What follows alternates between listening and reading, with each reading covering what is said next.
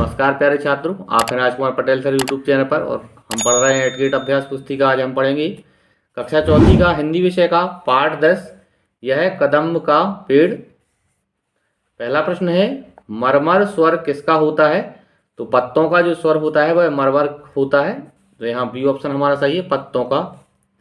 प्रश्न दूसरा है, आंख और चांद रेखांकित शब्दों पर हैं। तो यहाँ आप देख रहे हैं आंख के ऊपर चंद्रबिंदी है और चांद के ऊपर भी चंद्रबिंदी है, और चंद्रबिंदी जो है वो अनुनासिक होती है और जो बिंदी होती है वो अनुस्वार होती है। तो यहाँ हम डी ऑप्शन पर टिक करेंगे, अनुनासिक चिन्ह। प्रश्न तीसरा है, बच्चा माँ के साथ कौन सा खेल खेलना चाहता है? इसका उत्तर है, बच्चा माँ के साथ कन्हैया का खेल खेलना चाहता है। आगे चौथा प्रश्न है, कदम्ब के पेड़ पर बैठकर बालक क्या बनना चाहता है? इसका उत्तर है, कदम्ब के पेड़ पर बैठकर बालक कन्हैया बनना चाहता है।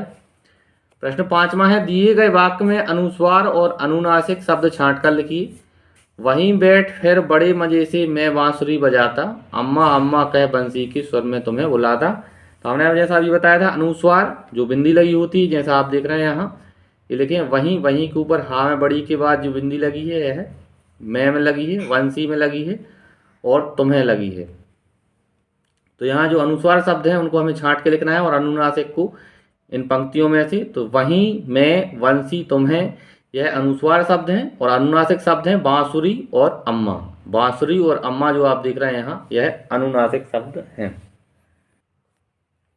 प्रश्न छठवां है, माखन मिश्री कौन किसको देने की बात कह रहा है? तो माँ अपने बेटे को माखन मिश्री देने की बात कह रही है। आगे प्रश्न सातवां है, पाठ के अनुसार कृष्ण की कौन कौन सी चीज़ें आपको अच्छी लगती हैं? उत्तर लिखें। इसका उत्तर है, हमें कृष्ण का बांसुरी बजाना, चुपके चुपके आना, पत्तों में छिपना, पेड़ पर बार बार चढ़ना, यह सभी चीज़ें अच्छी लगती हैं।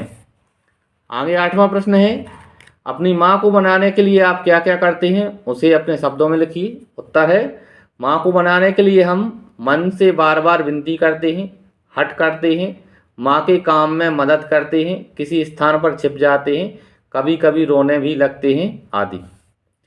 आगे नौवां प्रश्न है, आपके पुस्तकालय में पेड़ों से संबंधित कौन कौन सी पुस्तकें हैं? या पेड़ का चित्र बनाइए। तो आप यहाँ देखें, हमारे विद्यालय में पेड़ों से संबंधित निम्नलिखित पुस्तकें हैं, जैसे आम के फल, बरगद, नारियल का बगीचा, गोल गोल नींबू, कटहल आदि। यहाँ आप देख रहे हैं हमने एक चित्र चिपकाया है, नारियल के बगीचे का यह चित्र है। आप देखें यहाँ ये जो पुस्तक है हमारे पुस्तकालय में, नारियल का बगीचा, इसका हमने यह चित्र भी यहाँ चिपकाया, आप देखें। आगे 10वां प्रश्न है, इस कविता में बालक कृष्ण बनना चाहता है, आप क्या बनना चाहेंगी? उसके लिए आपको कौन कौन सी सामग्री की जरूरत पड़ेगी, लिखिए। इसका उत्तर है, हम कन्हैया बनना चाहेंगे, इसके लिए हमें बांसुरी, मोरपंख, मुकुट, धोती, पीले वस्त्र, माला आदि की सामग्री की जरूरत पड़ेगी। 11वां प्रश्न है, दीर्घोत्तरीय प्रश्न है, अगर आप माँ से रूठ जाएं तो आपको मनाने के लिए माँ क्या उपाय करेगी?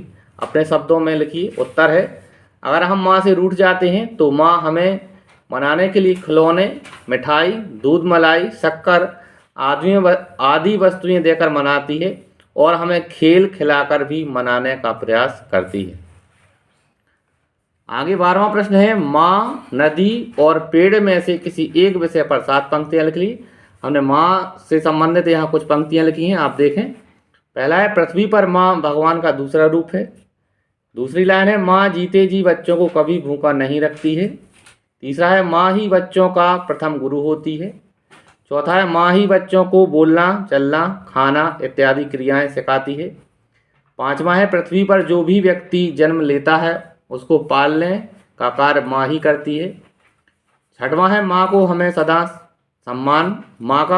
हमें सदा सम्मान करना चाहिए। और सातवां है, हमें माँ का कभी दिल नहीं दुखाना चाहिए। इस तरह से प्यारे बच्चों हमने इस पाठ के प्रश्नोत्तरों को पूरा किया।